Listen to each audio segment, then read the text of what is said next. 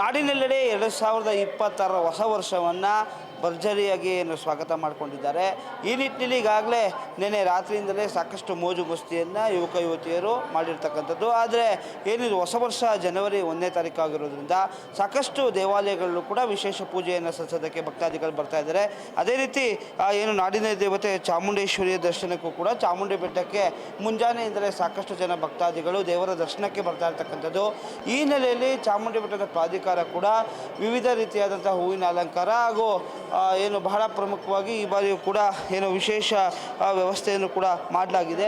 ಯಾವುದೇ ರೀತಿಯಾದಂಥ ಅಹಿತಕರ ಘಟನೆಗಳಾಗದೇ ಇರುವಂಥ ರೀತಿಯಲ್ಲಿ ಬರುವಂತಹ ಭಕ್ತಾದಿಗಳು ಸರತಿ ಸಾಲಿನಲ್ಲಿ ನಿಂತು ಏನು ತಾಯಿಯ ಅಮ್ಮನವರ ದರ್ಶನವನ್ನು ಮಾಡೋದಕ್ಕೆ ಸಾಕಷ್ಟು ಅವಕಾಶವನ್ನು ಕೂಡ ಮಾಡಿಕೊಡ್ತಾ ಇರ್ತಕ್ಕಂಥದ್ದು. ಹೀಗಾಗಿ ಏನು ಪ್ರತ್ಯೇಕವಾದಂತಹ ವಿಶೇಷ ದರ್ಶನದ ವ್ಯವಸ್ಥೆಯನ್ನು ಕೂಡ ಮಾಡಲಾಗಿದೆ. ಅದರ ಜೊತೆ ಭಾಳ ಪ್ರಮುಖವಾಗಿ ಏನು ದೇವಾಲಯದಲ್ಲೂ ಕೂಡ ಮುಂಜಾನೆಯಿಂದಲೇ ವಿವಿಧ ರೀತಿಯಾದಂತಹ ಪೂಜೆ ಪುನಸ್ಕಾರಗಳು ಕೂಡ ನೆರವೇರಿದೆ.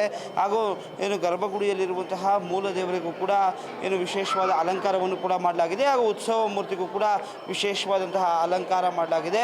ಹೀಗಾಗಿ ಹೊಸ ವರ್ಷ ಏನಿದೆ, ಈ ಹೊಸ ವರ್ಷದಲ್ಲಿ ಮೋಜು ಮಸ್ತಿಯ ಜೊತೆಗೆ ಭಕ್ತಿಯೊಂದಿಗೆ ತಾಯಿ ಚಾಮುಂಡೇಶ್ವರಿ ಅನಿಸುತ್ತಾ ಈ ವರ್ಷವೆಲ್ಲ ಯಾವುದೇ ರೀತಿಯಾದಂತಹ ತೊಂದರೆಗಳು ಆಗದೆ ಸುಭಿಕ್ಷವಾಗಲಿ ಎನ್ನುವಂತಹ ಪ್ರಾರ್ಥನೆಯನ್ನು ಕೂಡ ಭಕ್ತಾದಿಗಳು ಕೊಡ್ತಾ ಇರ್ತಕ್ಕಂಥದ್ದು.